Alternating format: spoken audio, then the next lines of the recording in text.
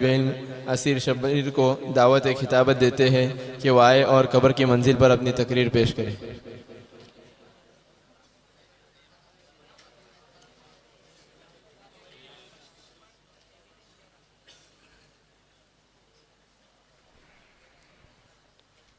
अस्सलामु अलैकुम वरहमतुल्लाहि वबरकातुह।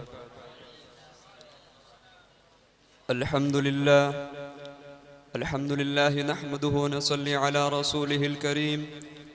अम्मा बाद फ़अऊज़ु बिल्लाहि मिनश शैतानिर रजीम। बिस्मिल्लाहिर रहमानिर रहीम। व इज़ल क़ुबूरु बुअ्थिरत। सदक़ल्लाहुल अज़ीम। मोहतरम हज़रात व सामईन कराम, आज अहकर आखिरत की मंजिलों में से पहली मंजिल कब्र के मौजू पर कुछ लबकुशाई करने की जसारत कर रहा है। आप हज़रात से दरख्वास्त है कि दुआ फरमाए कि अल्लाह रब्बुल इज़्ज़त हक़ गोई की तौफ़ीक बख्शे। कब्र आखिरत की मंजिलों में से पहली मंजिल है। अगर इससे नाजात मिल गई तो बाद की मंजिलें इससे कई ज़्यादा आसान होगी, लेकिन अगर इससे नाजात ना मिली तो बाद का मरहला इससे कई ज़्यादा सख्त होगा। चुनांचे हज़रत उस्मान रज़ी अल्लाह अन्हु ने फरमाया कि रसूलुल्लाह सल्लल्लाहु अलैहि वसल्लम इरशाद फरमाते हैं, मा रअयतु मंज़रन क़त्तु इल्ला वल क़ब्रु अफ़ज़अ मिन। मैंने कब्र से ज़्यादा खौफनाक कोई मंज़र नहीं देखा।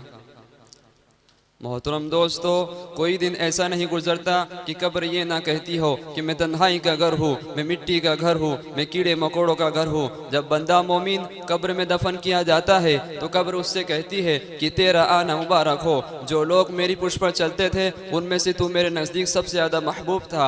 आज जबकि तू मेरे हवाले किया गया है तो देखना मैं तेरे साथ कितना अच्छा सलूक करती हूँ। उसके बाद हद निगाह तक कब्र कुशादा हो जाती है और जन्नत का दरवाज़ा खोल दिया जाता है।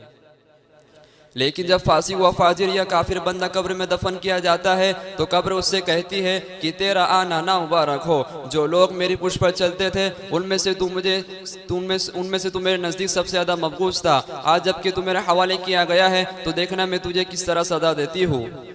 उसके बाद कब्र उस मुर्दे को इस तरह दबाती है कि दाएं तरफ की फसलियाँ बाएं तरफ की फसलियों में और बाएं तरफ की फसलियाँ दाएं तरफ की फसलियों में घुस जाती है और उस पर 70 अजदहे और दूसरी रिवायत के मुताबिक 99 अजदहे मुसल्लत कर दिए जाते हैं, जिनका हाल ये होता है कि उनमें से अगर एक भी ज़मीन पर फूंक मार दे तो क़यामत तक ज़मीन पर कुछ ना होगे। वो अजदहे उसे मुसलसल डसते रहते हैं और क़यामत तक डसते रहेंगे। हदीस मुबारका में आता है कि इन्नमल क़ब्रु रौज़तुम मिन रियाज़िल जन्नह औ हुफ़रतुम मिन हुफ़रिन नार।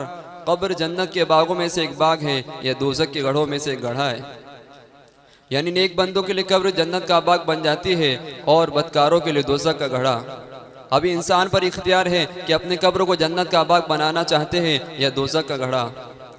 मेरे दोस्तों, कब्र की मंजिल बड़ी कठिन है। हमको कब्र की मंजिल के लिए तैयार रहना चाहिए। इससे हर एक को गुजरना है, ख्वाह वो कब्र में दफन किया जाए या ना किया जाए।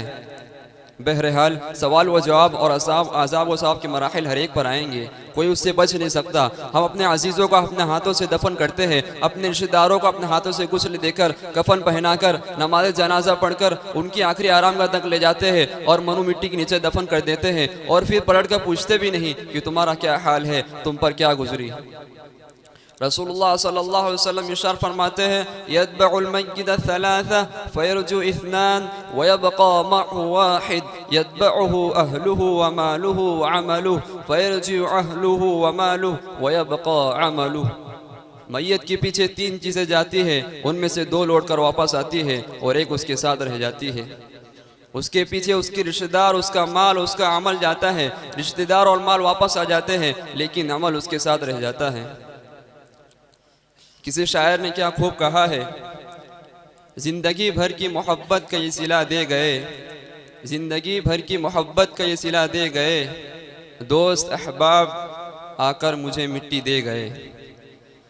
मेरे अजीज भाइयों, सोचने का मकाम है कि वो अमल जो कब्र की कठिन घड़ी में हमारे काम आने वाला है वो हमारे पास कितना है, और वो मालो औलाद और वो आलो औलाद और वो मालो मता जो उस मुश्किल घड़ी में हमारे साथ छोड़ देंगे, उनको ज़्यादा हासिल करने के लिए हम कितने फ़िक्रमंद हैं। जमा करने की क्या चीज़ है और हम क्या जमा कर रहे हैं, हासिल करने की क्या चीज़ है और हम क्या हासिल कर रहे हैं।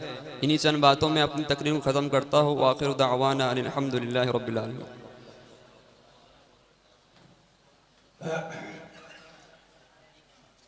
प्रोग्राम के ख़त्म का ऐलान किया जाता है और नमाज जो है अजीज तलबा 50 पे 9:50 पे जमात खड़ी होगी।